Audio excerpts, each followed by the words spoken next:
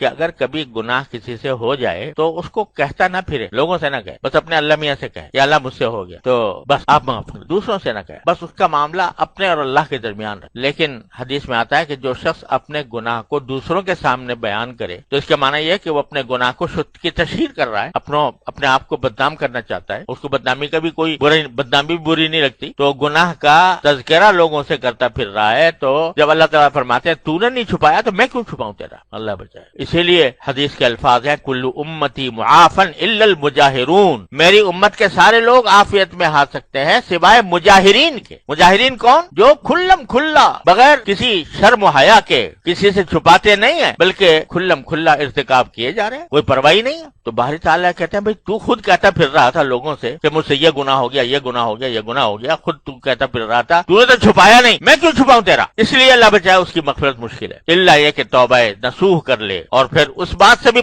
استغفار کرے کہ میں دوسروں سے کہتا پھرتا رہا۔ اگر کوئی گناہ ہو گیا اور گناہ ہو کر اس نے اپنے حد تک رکھا اس اور کسی کو کہا بھی نہیں، لیکن اللہ تعالیٰ سے رجوع کر لیا، یا اللہ مجھ سے ہو گیا، اپنی رحمت سے مجھے معاف کر دیجئے، تو جب وہ خود چھپائے گا تو اللہ تعالیٰ بھی اس کی ستاری فرمائیں گے، دوسروں تک نہیں پہنچے دے۔ حضرت فاروق اعظم رضی اللہ تعالیٰ عنہ کے بارے میں نے سنا، غالباً اپنے والد ماجد رحمۃ اللہ علیہ، کہ ایک مرتبہ ان کے عہد خلافت میں ایک آدمی چور پکڑا گیا، لایا گیا حضرت فاروق اعظم کے پاس، تو کسی نے اس کی سفارش کرتے ہوئے کہا کہ حضرت اس نے پہلے یہ کام کیا ہے تو اب یہ شرمندہ بھی ہے اور نادم ہے، استغفار کرتا ہے، تو اس کو معاف کر دیجئے۔ تو حضرت فاروق اعظم نے فرمایا کہ نہیں، یہ پہلا کام نہیں ہے، پہلا کام نہیں، یقیناً اس نے اس سے پہلے بھی کیا ہے اس قسم کا کوئی کام۔ لوگوں نے کہا جی اس کا کوئی ثبوت تو ہے نہیں آپ کے پاس؟ تو فرمایا کہ اللہ تبارک و تعالیٰ جب پہلی مرتبہ بندہ کوئی گناہ کرتا ہے، پہلی مرتبہ پھر پکڑ نہیں کرتا، اس کو مہلت دی جاتی، اور اگر اس نے اس کو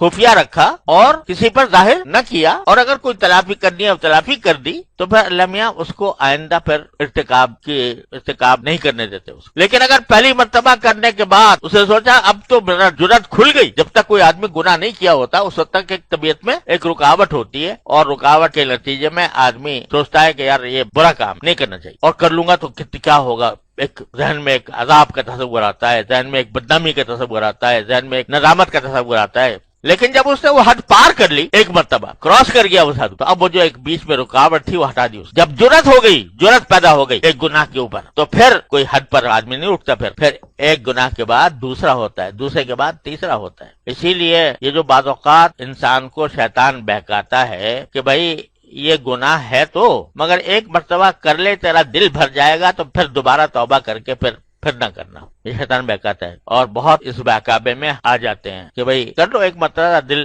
ٹھنڈا ہو جائے گا، پھر توبہ مانگ لیں گے، اللہ بچائے۔ یہ بھی پھر ہوتا یہ ہے کہ جب پہلا مرتبہ کر لیا تو وہ جو ایک آڑ تھی نا، وہ جو دیوار تھی حیا کی، شرم کی، ندامت کی، گناہ کے تصور کی، وہ دیوار گرا دی، اب گناہ کے اوپر جرات پیدا ہو۔ بھئی ایک مرتبہ تو کیا تھا کچھ بھی نہیں ہوا، ایک مرتبہ کیا تھا کچھ بھی نہ ہوا، نہ کسی نے دیکھا، نہ کسی کو پتا چلا، نہ اللہ تعالیٰ کی طرف سے کوئی عذاب آیا، نہ مجھے کوئی پکڑ ہوئی۔ تو جب ایک مرتبہ کر لیا تو یار دوسری مرتبہ کر لو، دیکھ لو، ایسا ہی کر لینا، پھر کر کے پھر دوبارہ توبہ کر لینا۔ اللہ بچائے جب یہ جرات پیدا ہو جاتی ہے تو بندہ کہاں سے کہاں پہنچ جاتا ہے، پھر وہ ایک سے دوسرا، دوسرے سے تیسرا، تیسرے سے چوتھا۔ اول تو یہ بیوقوفی حماقت کی انتہا ہے کہ آدمی یہ کہے کہ میں توبہ کر لوں گا۔ ارے تجھے کیا پتا کہ توبہ کا وقت ملے گا یا نہیں ملے گا، اور اگر وقت بھی ملا توفیق ہوگی کہ نہیں ہوگی توبہ کی۔ لہذا